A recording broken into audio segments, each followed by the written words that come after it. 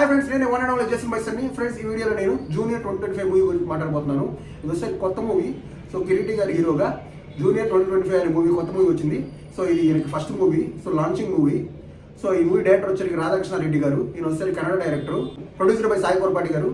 So ఈయన వచ్చేసరికి వారాయి చలనచిత్రం అధినేత. సో ఈయన మనకు బాగా తెలుసు, చాలా మంచి సినిమాలు తీశాడు ఈయన. అండ్ మ్యూజిక్ డైరెక్టర్ వచ్చేసరికి డిఎస్పీ గారు. సో డిఎస్పీ గారు మ్యూజిక్ డైరెక్టర్ అంటేనే సినిమా మీద ఎక్స్పెక్టేషన్ బాగా పెరిగిపోయింది. అండ్ మన ప్రొడ్యూసర్ గురించి మనకు తెలుసు. అండ్ మ్యూజిక్ డైరెక్టర్ అనేటప్పటికి సూపర్గా ఉంది. అండ్ మన ఈ మధ్య రిలీజ్ అయిన సాంగ్స్ కూడా జనాలు అయితే బాగా వైరల్ అయ్యారు, వైరల్ పాటకి. అండ్ బ్లాక్ బస్టర్ సినిమా అనుకున్నారు. ఇంకందరూ ఇంకా సినిమాకి వెళ్ళిపోదాం. అండ్ కంపల్సరీ ఈ వారం నెంబర్ 1 ట్రెండింగ్లో ఉన్న సినిమా ఇదే జూనియర్ మూవీ.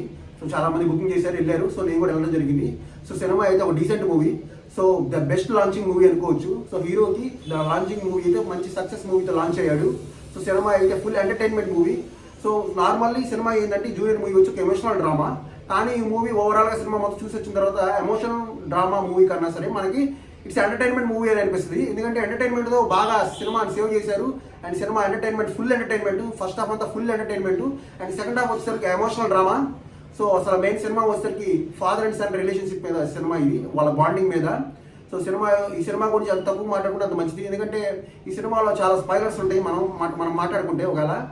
సో కంపల్సరీ మీ థియేటర్లో ఎక్స్పీరియన్స్ చేయాలి. అండ్ మెయిన్గా వచ్చేసరికి ఫాదర్ క్యారెక్టర్ అయినా అండ్ ఒక సర్ప్రైజ్ క్యారెక్టర్లో జెనీలా గారు కూడా యాక్ట్ చేశారు ఈ సినిమాలో. ఆమె కూడా ఒక సర్ప్రైజ్ క్యారెక్టర్. సో థియేటర్లో చూస్తే మంచిది. అండ్ నేను చెప్తే స్పాయిలర్ అయిపోద్ది. మెయిన్గా బాస్ క్యారెక్టర్ చేశారు.